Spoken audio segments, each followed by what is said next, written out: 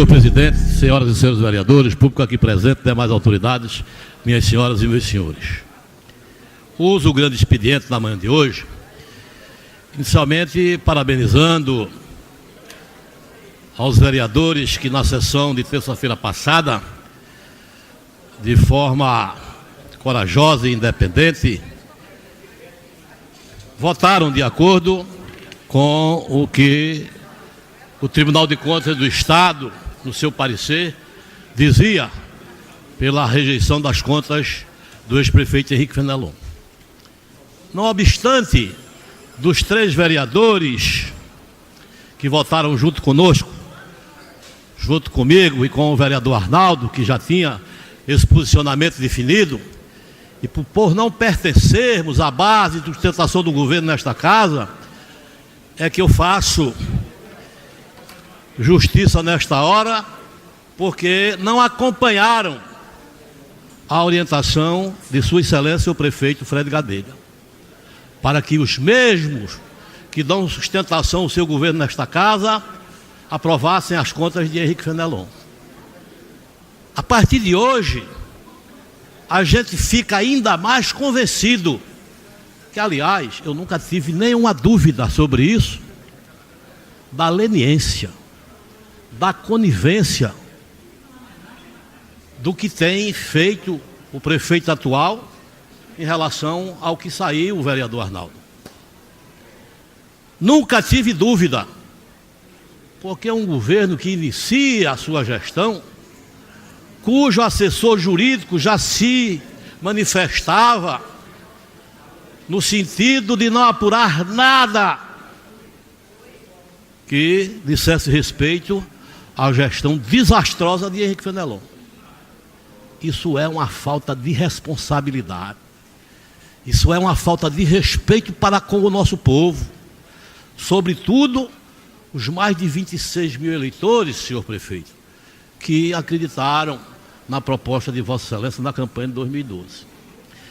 Então, quem não denuncia mais de 1000 contratos feitos na campanha eleitoral de 2008 para garantir a reeleição do prefeito de então, quem não denuncia 800 contratos na eleição de 2010 para votarem nos bonecos trazidos pelo prefeito de então, deputado federal estadual, que ele indicou, que ele apresentou, o ex-prefeito Henrique.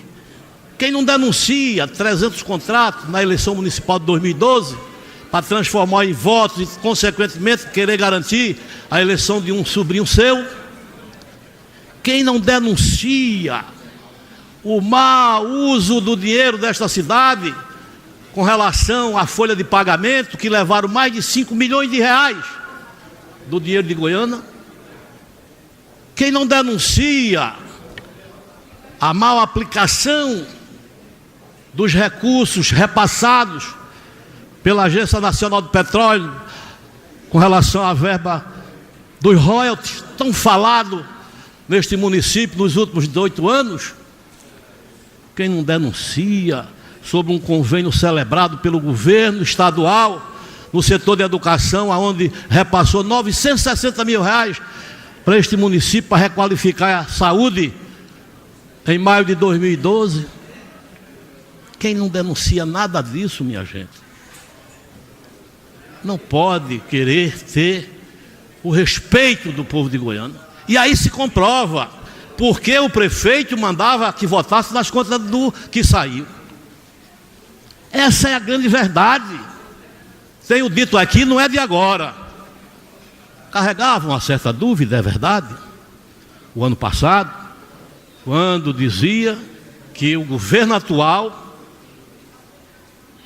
tem conivência com tudo de sujo que aconteceu no governo de Henrique.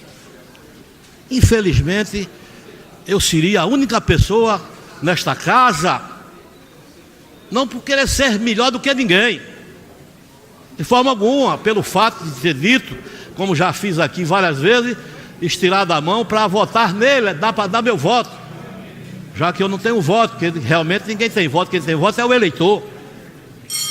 E aí jamais eu gostaria de estar fazendo essa comparação. Por isso que na rua dizem, o governo atual é pior do que saiu. E esta casa, eu tenho dito também, que não é diferente da outra que saiu, não. Essa é a grande verdade. Agora mesmo, ao vir para a sessão, passava ali junto com o Bruno Salsa, quando ele se dirigiu para cá, eu fiquei ali conversando com algumas pessoas, e passaram 3 mulheres se queixando sobre a situação da educação em Goiânia. E olhava para mim de forma assintosa e corajosa, e dizia, esse é um também. Claro, eu sou vereador, minha gente. Então eu estou inserido naquele contexto que a sociedade tem dito, que esta casa aqui não tem diferença nenhuma da outra casa que 7 pessoas deixaram. 6 por não se reelegerem e 1 por não ter disputado e que hoje é vice-prefeito. E constam 3 ainda, da legislatura anterior. O comentário na cidade é que essa casa só tem desonesto. E a gente está nesse rol. E o povo não tem como separar. E por quê? Porque não tem como fazer a distinção. O povo não vem aqui assistir às sessões, a não ser os senhores e as senhoras que eventualmente, quando dispõem de tempo, que chegam aqui para tomarem conhecimento de o que é que os vereadores fazem nesta casa. E elas foram afirmativas, dizendo, voto mais em ninguém, só tem ladrão, só tem desonesto, só tem corrupto. E apontou para mim, eu fiquei rindo. Fazer o quê? Eu iria tomar satisfação com ela? Jamais. E essa é a cantiga na cidade, vereadora Olga, da imagem desta casa, sobretudo depois de terça-feira. E aí quem dizia que a rede social não tem nenhuma repercussão e que pouco está se preocupando, evidentemente que eu não sei, presidente, se foi coincidência ou se foi de má fé. Mas eu já disse aqui, quando pedi para inserir na leitura da ata que se ausentava ali, o que eu pedi para inserir, que é a questão da ameaça aqui feita à minha pessoa, eu pedia também a Vossa Excelência, que não foi a primeira vez, presidente. Eu já pedia ao então vereador que se foi, o ano passado, como presidente, o nosso colega de saudosa memória, meu amigo, Dr. João Bosco. E pela mesma razão eu dizia a ele que esta casa, entendeu, teria que haver posição, né, de comando com força, com quem tem realmente o dever de zelar pelo bom andamento da casa e o respeito que deve haver entre os colegas e ao público aqui presente. Essa casa não é uma rinha, não é ringue, e nem é aquele MMA que hoje está aí, né, se digladiando, os gladiadores de Roma, né, da época do Império Romano, que voltou, né, a briga dos leões. E eu dizia ao presidente para que ele tomasse providência na questão do respeito aos colegas, porque, repito, nunca faltei com respeito aqui a ninguém. O que eu tenho dito aqui é tão somente repetir aquilo que alguns vereadores dizem. E se isso é de respeito, então ele mesmo está se auto-desrespeitando. Não é o meu caso de respeitar ninguém. E aí, se foi coincidência, eu peço que a casa repare o erro. Porque se não tem receio, se não tem nenhum problema de que a sociedade, embora que seja a minoria, que acessa a internet para ver alguma coisa e ouvir, né, o que os vereadores aqui debatem,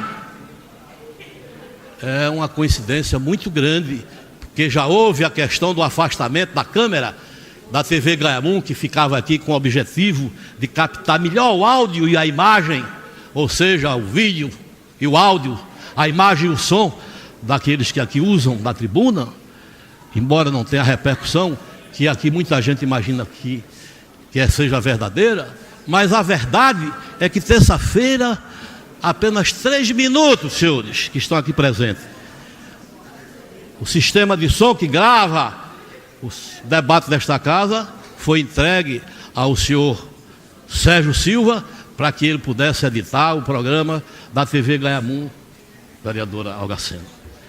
E a gente, é bom que se diga, a gente paga. Esse serviço não é de graça não, não é pago pelo dinheiro da Câmara não. É pago pela abnegação de alguns vereadores que querem ter o direito e dar o direito à população, àqueles que se interessarem de ver, de assistirem, de ouvirem os discursos, né, e os argumentos dos vereadores desta casa.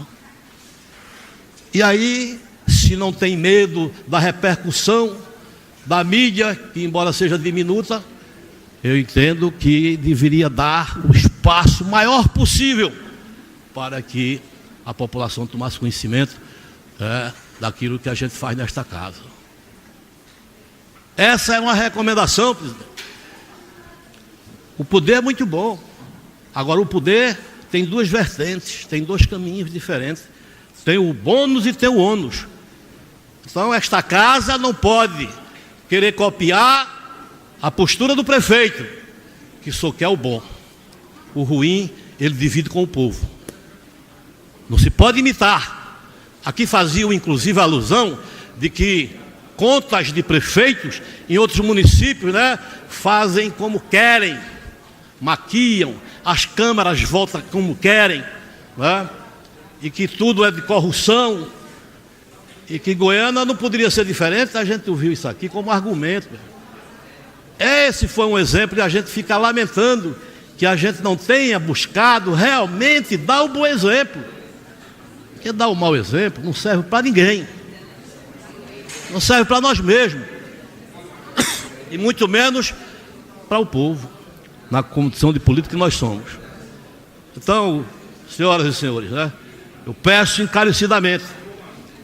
Até o vereador dizia que eu tinha acertado para que não tivéssemos aqui querelas, para que não tivéssemos aqui discussões pessoais, para que a gente não se inimizasse um com o outro.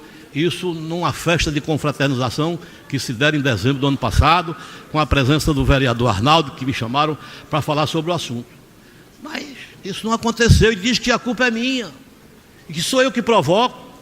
Eu gostaria que dissessem qual foi a provocação que eu fiz aqui, a não ser defender o direito que eu tenho como parlamentar desta casa e a obrigação e o dever de apurar